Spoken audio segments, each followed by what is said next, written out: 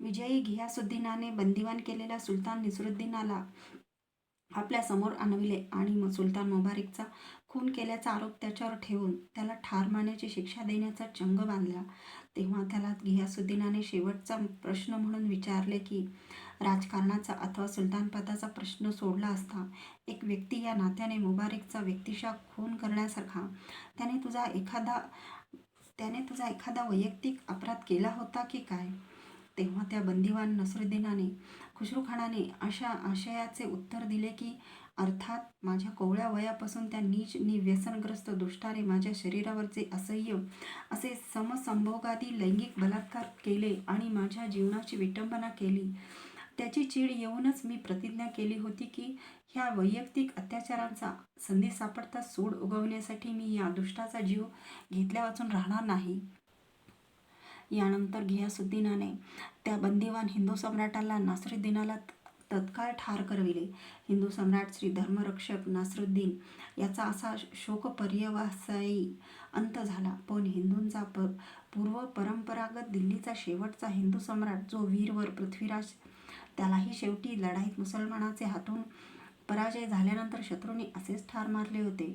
आणि पंजाबचा श्री गुरु वीरवर बंदा, त्याने मुसलमानांना धारेवर धरून अनेक विजय मिळवल्यानंतर तो असाच लढाईत मुस्लिम बादशहाच्या हातात जेव्हा सापडला तेव्हा त्याला पिंजऱ्यामध्ये हिंस्र पशुप्रमाणे बंद केले गेले आणि तापलेल्या साडसाने त्याच्या देहाचे मांस उपसून काढून त्याचा मुसलमानांकडून अनन्वित छळ केला गेला नाही का?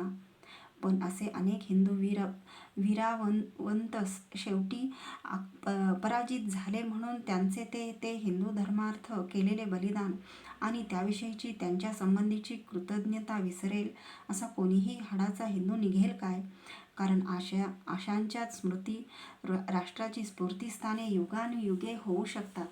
हे हिंदू सम्राट श्री धर्मरक्षक, तुझेही हे बलिदान हिंदू राष्ट्राचे असेच एक स्फूर्तिस्थान आहे.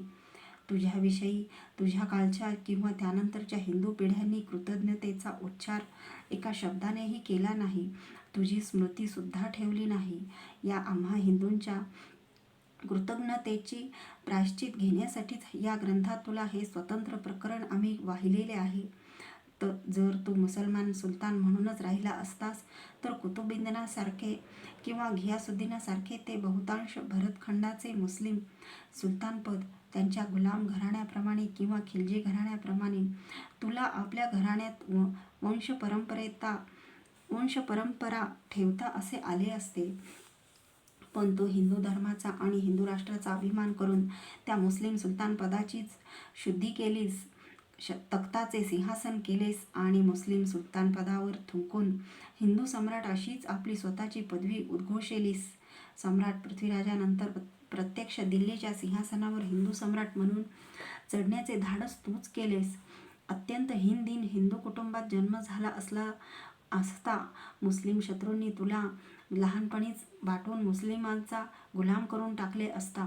तू आपल्या शौर्याने, कर्तृत्वाने, सैनिकी पराक्रमाने आणि कारस्थान पटुत्वाने सुलतानाचा सुलतान झालास आणि हिंदू धर्माचा डिडीम साऱ्या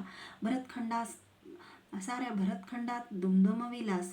हे तुझे एका दृष्टीने अलौकिक असलेले चरित्र हिंदू राष्ट्रास आणि जगतासही इतिहास क्षेत्रामध्ये साधार सांगण्याचे कर्तव्य या प्रकरणात आम्ही यथाशक्य तितके केले आहे.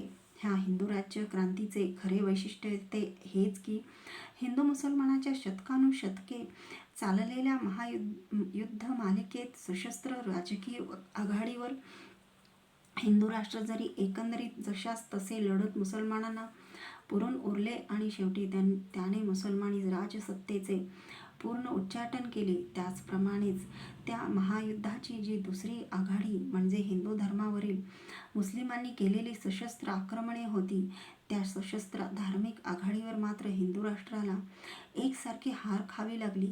त्याचे कारण आम्ही पूर्वार्धात सविस्तरपणे विवरलेलेच आहे. शुद्धीबंदी इत्यादी आत्मघातकी रूढीच्या शृंखला आणि सद्गुण विकृती सारख्या व्याधी ह्यांच्या पायी हिंदू मुसलमानी धर्मावर सशस्त्र धार्मिक प्रत्याक्रमण करू शकले नाहीत.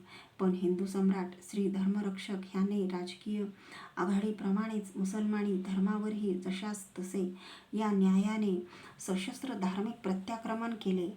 749 व 750 ह्या परिच्छेदात वर्णिल्याप्रमाणे हिंदूंना मुसलमान जसे बळाने पाठवीत तसेच मुसलमानांनाही भर दिल्लीत श्री धर्मरक्षकाने नासरुद्दीनाने सशस्त्र बळाने शेकडो मुसलमानांना हिंदू करून घेणारे सामुदायिक शुद्धी समारंभ केले. हिंदू स्त्रियांना बलात्कारून जसे मुसलमान बेधडक पाठवीत त्याचप्रमाणे हिंदूंनीही मुसलमानी सुलतानाच्या भर अंतपुरात शिरून त्यांच्या अनुकूल झालेल्या मुस्लिम स्त्रियांना हिंदू करून घेऊन आपल्या हिंदू अनुयायांशी त्यांची लग्ने लावून दिली. मुसलमान बळाने मंदिरे पाडीत तर श्री धर्मरक्षकाने या क्रांतीच्या विजयोत्साहात मशिदीचीच मंदिरे बनविली. अशा अनेक प्रकारे सशस्त्र बळाने हिंदूवर जसे धार्मिक अत्याचार पूर्वी आणि नंतरही मुसलमान करीत असत त्यांचा सूड घेण्यासाठी तसेच सशस्त्र प्रत्याचार मुसलमानी धर्मावर करून ह्या क्रांतिकारक धार्मिक आघाडीवरही मुसलमानांची धूळदाण कशी उडवून द्यावी हे सक्रियपणे हिंदूंना श्री धर्मरक्षकाने इतक्या मोठ्या प्रमाणावर आणि इतक्या यशस्वीपणे पहिल्यांदाच दाखवून दिले. मुसलमानांना जर पहिल्यापासून धार्मिक आघाडीवर असे रट्टे द्यावे लागते तर ते शस्त्रबळाने हिंदू धर्मावर घाव घालतेच ना.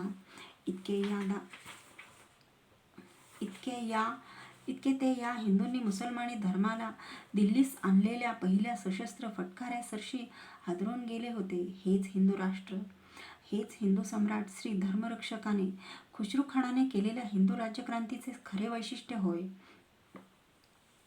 अर्थात ह्या चित्रिलेल्या चरित्राला साधार म्हणून आम्ही जे वर म्हटले आहे ते हेतूच म्हटले आहे. यद्यपि आम्ही तुझ्याविषयी बरा शब्द असा एखादा अपवाद सोडता कोणीही लिहिलेले नाही असे दाखविले आहे. तथापि तुझ्याविषयीचा त्या विसंगत उल्लेखातून जे सुसंगत वृत्त अनुमानता येते तेही तुझ्या धर्मवीरत्वाला पोषकच आहे. यास्तव तुझ्या ह्या प्रकरणात आम्ही चित्रिलेल्या चरित्राला यद्यपि लेखी वा तोंडी असा तत्कालीन आधार नसला, सबळ पुरावा नसला तरीही इतिहासातील अशा प्रश्नी आणि दैनंदिन न्याय निर्णयातून सुद्धा लेखी वा तोंडी पुराव्यांनाही प्रसंग खोटा पडणारा असा जो पक्का निर्बंध पुरावा मानला जातो त्या पुराव्याच्या तुझ्या या चरित्राला आम्हास निशंक असा आधार मिळालेला आहे. तो पुरावा म्हणजे परिस्थितीचा पुरावा, परिस्थिती प्रामाण्य, प्रत्यक्ष अनुमान, आप्तवाक्य, उपमान इत्यादी जी प्रमाणे तर्कशास्त्रात आधार म्हणून मांडलेली आहेत त्या सर्वांपेक्षा काही प्रकरणी परिस्थिती प्रामाण्य हे श्रेष्ठ समजले जाते. विशेषतः ऐतिहासिक कारस्थाने आणि कट याविषयी कर्त्याच्या हेतूंनी भावना अनुमानण्यात परिस्थितीचे प्रामाण्य ह्याच प्रबळतम आधार मानला जातो आणि मनाला मानले गेले पाहिजे. आरोपितांच्या स्वतःच्या स्वाक्षरीने लिहून दिलेल्या स्वीकारोक्तीही परिस्थिती प्रामाण्याने त्या छळाबळाने लिहून घेतल्या आहेत असे जर अनुमानता आले तर ते त्या लेखांचे प्रत्यक्षाने लेखी प्रामाण्याही खोटे पाडले जाते.